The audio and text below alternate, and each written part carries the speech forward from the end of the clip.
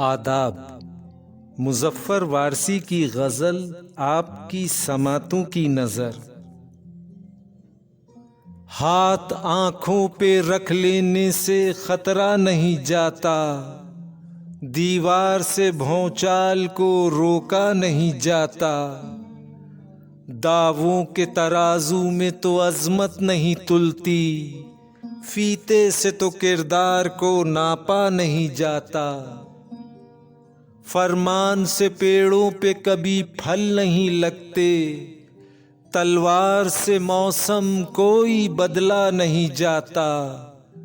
चोर अपने घरों में तो नहीं नक़ब लगाते, अपनी ही कमाई को तो लूटा नहीं जाता। औरों के ख़यालात की लेते हैं तलाशी, और अपने गरीबान में झांका नहीं जाता।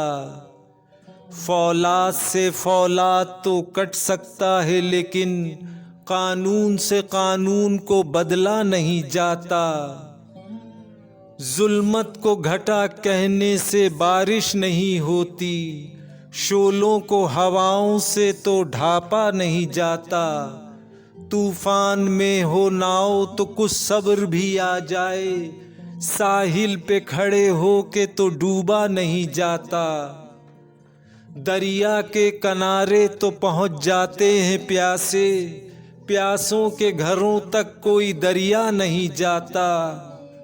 अल्लाह जिसे चाहे उसे मिलती है मुज़फ़्फ़र, इज़्ज़त को दुकानों से ख़रीदा नहीं जाता।